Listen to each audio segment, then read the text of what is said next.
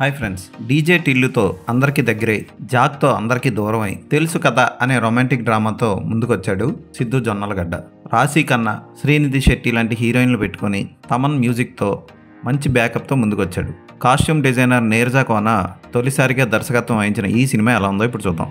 ఈవిడెవరో కాదు, రచయిత కోన వెంకట్ తాలూకా. తెలుసు కదా కథ విక్రమ్ అనే ఎమోషనల్ కుర్రాడికి అంజలి, రాగ అనే ఇద్దరు అమ్మాయిలకి మధ్య జరుగుతూ ఉంటుంది. ఈ మోడర్న్ యుగంలో ఎందుకు బ్రేకప్ చేసుకుంటారో, చిన్న చిన్న విషయాలకే ఎందుకు విడిపోతారో, ఎందుకు కలిసి ఉండాలి, ఇలాంటి సంబంధాల చుట్టూ కథ తిరుగుతూ ఉంటుంది. అయితే నీరజా కోన ఫస్ట్ హాఫ్లో మంచి పాయింట్నే తీసుకొచ్చింది. హీరోని బోల్డ్గా ప్రజెంట్ చేద్దాం అనుకుంది. దానికి కొంతవరకు హీరో బోల్డ్గానే యాక్ట్ చేసినా అది కొంచెం ఓవర్ అయిపోయి హీరోని చూస్తే మనకి విలన్ చూసిన ఫీలింగ్ కలుగుతుంది. ముఖ్యంగా ఇలాంటి సినిమాలకి హీరో కొంచెం లేతగా ఉండాలి. కానీ మన హీరో పేరుకే స్టార్ బాయ్, కానీ బాయ్ లక్షణాలు లేవు. అంకుల్ స్టేజ్కి దగ్గరగా ఉన్నాడు. సో అతని మొహంలో రౌడీయిజం, గూండాయిజం లాంటివి కనబడుతున్నాయి, కానీ రొమాన్స్ కానీ సెంటిమెంట్ కానీ పండలేదు. సిద్ధు జొన్నలగడ్డ ఏ హీరో అయినా తనకున్న ప్లస్లు మైనస్లు రెండూ గుర్తుపెట్టుకొని యాక్ట్ చేయాలి. డీజే టిల్లు అనే ఒక్క సినిమాతోనే పేరు సంపాదించుకున్న సిద్ధు అన్ని సినిమాల్లోని ఆ టైప్ క్యారెక్టరైజేషన్లు, ఆ టైప్ ఎమోషన్లు, అవే ఎక్స్ప్రెషన్లతో నడపడం అతనికి మంచిది కాదు. అయితే ఈ సినిమాలో కూడా అలాంటి ఛాయలు కనపడ్డాయి. సెకండ్ హాఫ్కి వచ్చేసరికి కొంత మార్పు చూపించాడు సిద్ధు జొన్నలగడ్డ. రాశి ఖన్నా ఉన్న సినిమాలు మ్యాక్సిమం అటర్ఫ్లాప్ అవుతూ ఉంటాయి. ఈ సినిమా కూడా ఆ స్థాయికి వెళ్ళొచ్చు, వెళ్ళకపోవచ్చు. ఎందుకంటే ఈ సినిమా అందరికీ కనెక్ట్ అవ్వదు. కొన్ని బోల్డ్ పాయింట్స్ డిస్కస్ చేశారు ఈ సినిమాలో. అవి ఫ్యామిలీతో కలిసి కూర్చొని కూడా చూడడానికి చిరాగ్గా అనిపిస్తాయి. ట్రైలర్లోనే ఈ సినిమా చూస్తున్నప్పుడు మనకి ఇదేదో త్రీసమ్ సినిమా అన్న ఫీలింగ్ కలుగుతుంది. అలాంటి ట్రైలర్ వదిలి ఈ సినిమాని కుటుంబం అంతా చూడడానికి రండి అంటే వెళ్ళడం కష్టం.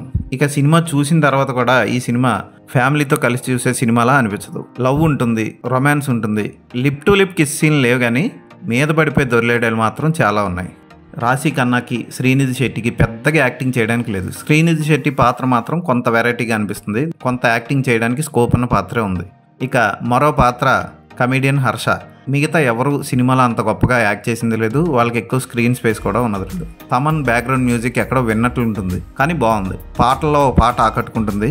బ్యాక్గ్రౌండ్ మ్యూజిక్ అస్తమానం ఒకటే రిపీట్గా ఎందుకు వాడతాడో తమన్ అర్థం కాదు. అంటే 5-6 సినిమాలు ఒకేసారి ఒప్పేసుకోవడం వల్ల ఒకటే కొట్టేసి అది రిపీట్ చేయమని అసిస్టెంట్లకు చెప్తాడో ఏంటో.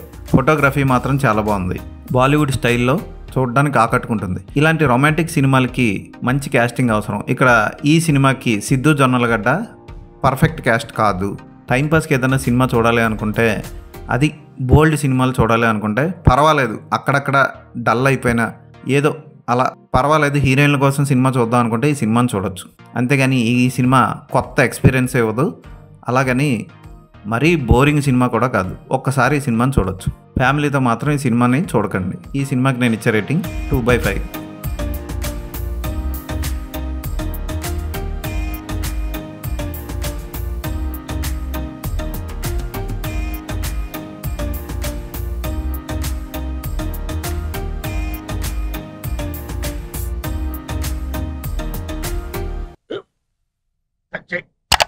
స్కూల్ బెంచ్ లాగా ఎంత గట్టిగా ఉందోరా? కొట్రా, కొట్టు, పర్లేదు, కొట్టు. బాబాయ్ ఏంటి నువ్వు కొడతావా? కమా బిట్ మీ యార్. వద్దు బాబాయ్. వాడిని నేను కొట్టడం లేదమ్మా, వాడినే నన్ను కొట్టమంటున్నాను. నువ్వేం కంగారు పడక్కర్లేదు. అడుగుతావేంటి?